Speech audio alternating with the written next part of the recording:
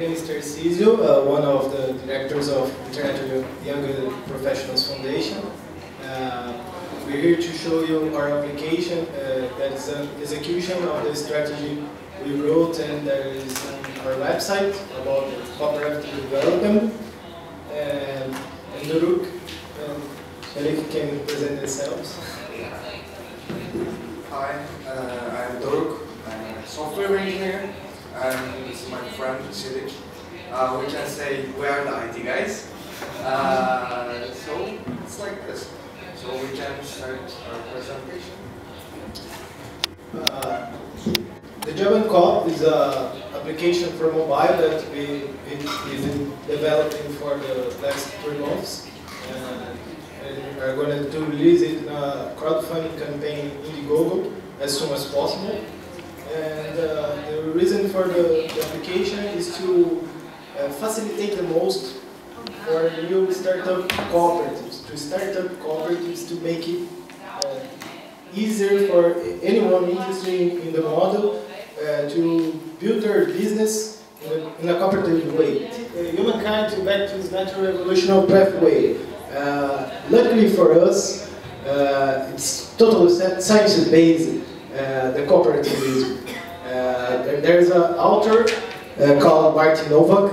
He's been doing research on cooperation for years, and now he released a book called Super Cooperator that shows how everything we had, every development we have, how evolution pays so much to cooperation than to competition, and how humans are the winners of cooperation.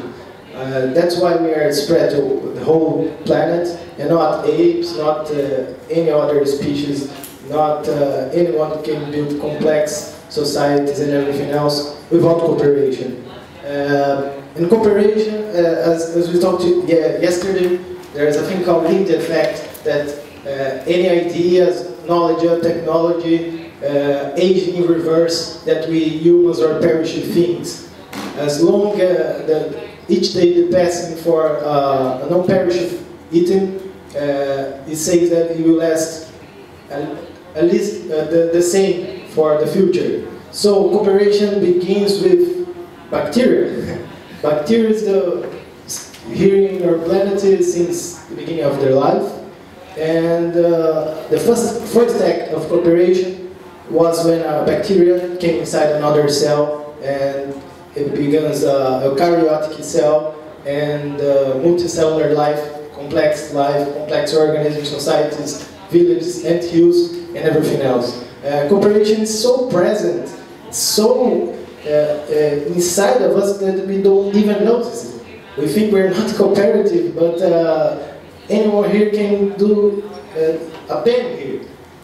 Who here build a chair or whatever. About the food you eat, everything depends on cooperation. So it's our nature to be cooperative, our nature to innovate in a cooperative way, and our application help us to enhance this. In a cooperative organization. So this is the prognostic of our world. We have over 200 million people unemployed. Of these who are employed, 48% are risking to lose their jobs. This is our data from International Labor Organization. In another way, cooperatives employ 200 million people in the whole world. And the top 300 cooperatives, they have turnover in 2013 of $2.2 trillion. It's the same of the GDP of Brazil. So cooperatives by itself, even with all the competition and all the self-interest and corruption they are here. It's not a utopia. It's been in practice for 150 years and it's working very well. Yeah. So here we come back on the fact of cooperation, how cooperation is the master of architect of evolution. Cooperation is what underpins innovation. And this is the structure of the book of Martin Novak, Super Cooperators. And you can see, it's like we want to pick the emergency of cooperation and use it in the models we already have. The open source community is totally based on cooperation, and that's why it built something so strong, like Linux. Like every supercomputer today runs on Linux, because nothing can match the innovation of the cooperation. You know? As Linus Torvalds says, there's nothing that enough eyeballs can, no bug can resist enough eyeballs watching it. So the much people are involved in the process of development, the better is the results. And the same thing happens again with bacteria. Bacteria has its own way to open source their information. Their genes, unlike us, they are transferred horizontally. We only transfer our genes, our information, vertically to our child and everything else. Bacteria don't have this. In fact, bacteria have three kinds of transmitting their genes horizontally with other bacteria. And that's why they are so strong. And that's why they are spread all over the world, literally all over the world, in space, in the worst scenarios in our planet. You can see bacteria, they are very involved. And in fact, we are bacteria. In our body, we have 10 times more bacterial cells than our own cells. So our world today looks, the human population looks much like bacteria. 7 billion people, it's not even like an insect colony. An insect colony is like 1 million or the biggest ones. This resembles much more the bacteria. And bacteria is so strong that even if you try to kill it, you make her strong. So it's the same of the antifragility of the Cintalab. The antifragile is one that profits with shocks, gets stronger. Cooperatives today are resilient. Resilient stays the same, like the bamboo. You push it and he comes back to the same state. He resists shocks, but doesn't get better. It's still the same. The point is, cooperatives today are resilient. An open source cooperative is anti-fragile. Like saying anti-fragile is whatever doesn't kill me makes me stronger. The continuation is whatever kills me make others strong. So that's the point to bring the information and to facilitate for everything else. There's nothing like organic design. No human design can compete with the organic, what life has been doing for billions of years. But a simple thing, because we don't have to make data, we don't have to make time to test it. The human civilization begins with, I don't know, 15 years old. It's nothing for our planet. Bacteria, they're here for a long time. They've been testing, they've been collecting a lot of data and evolving in a way that nothing else did. But we can do this. Right now, with the internet, with the interconnected planet we have, let's see the planet like an organism that wants to regulate themselves. And today, like humans, they're not being, not recognizing this process, are acting much like a virus. A virus is not too cooperative.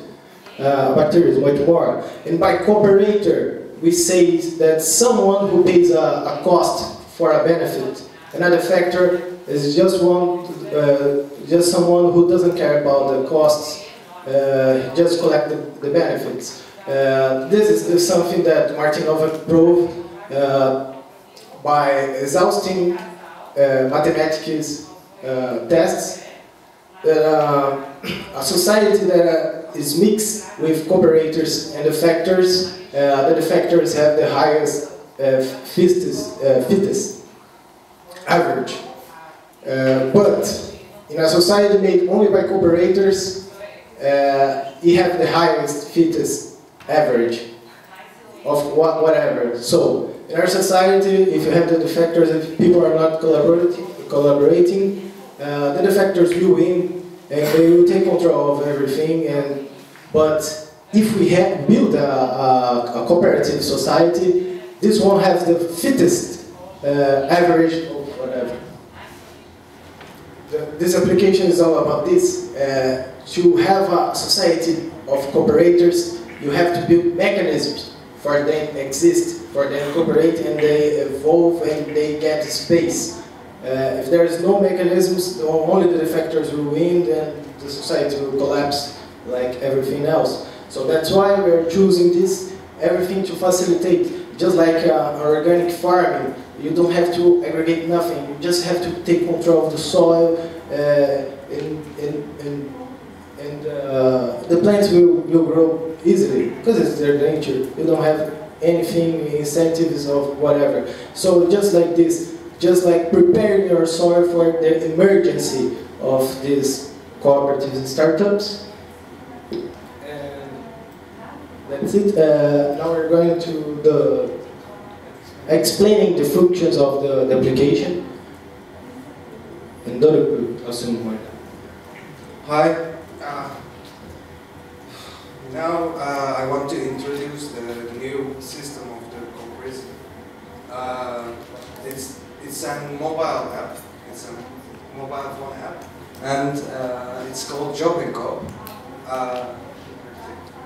Can you go for the first one? Yeah. We have three main areas. First one is G-Search.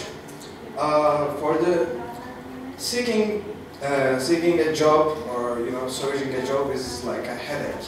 So now we are using the technology and doing it easier.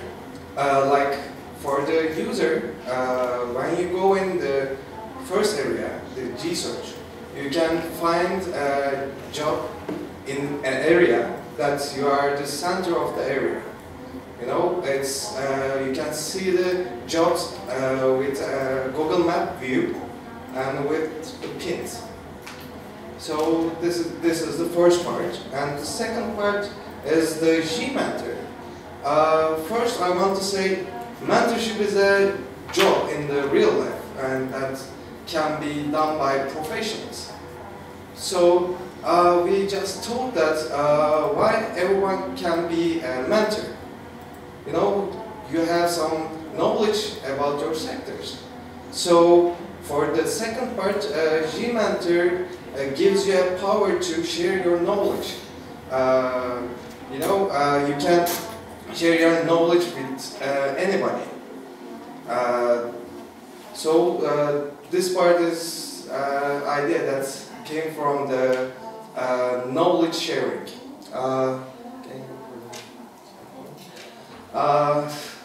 For the third part, it's called G-Coop, and this is the main area. We have two parts. For the user part, user can go and seek for some projects and go for these projects like an investor or a worker or volunteer or maybe be a partner for these projects. But the second part for the co-ops, co-ops can go and publish their ideas or projects and find some investors, workers, volunteers, and partners in an easy way.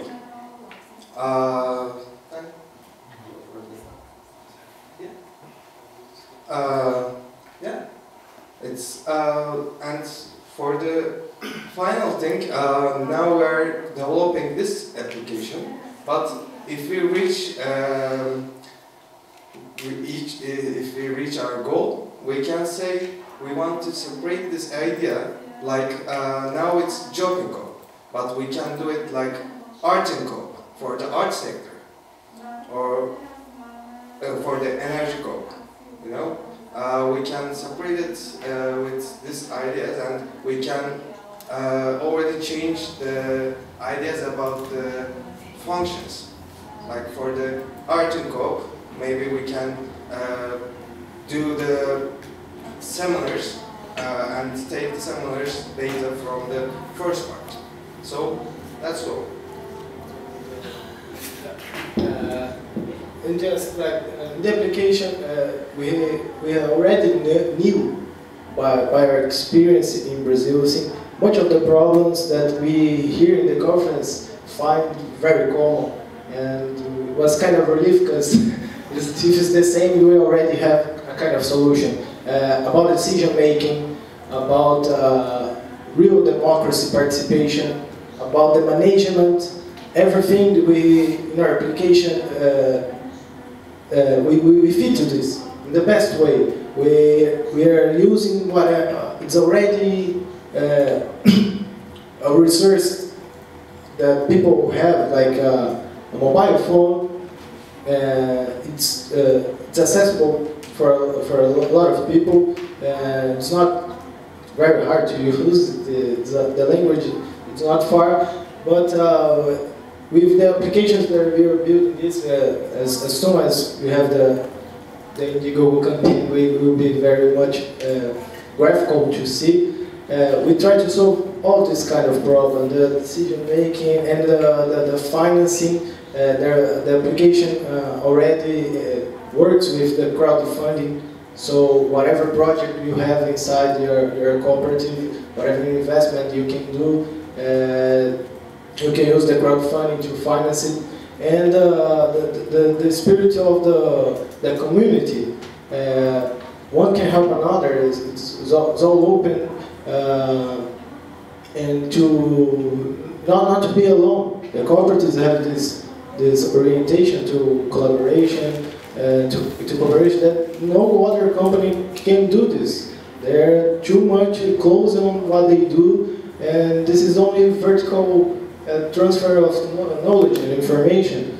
We can do it better. It was built to enhance the network and to make it easier. Our point is, like as I said, like the soul, to make it so much easier to start a co-op and to start entrepreneurship, to entrepreneur, because we know it's not easy, and people are afraid of this. And much of these problems that we face with the co-ops is that most of the members don't see them as entrepreneur. So because it's risky, it's assuming risky, and we are not too much prone to understand risky and to assume it. And that's it right now. We are open to questions. We have a lot about to say of all the applications that it's possible to do with this, and the possible use for everyone. And that's it right now.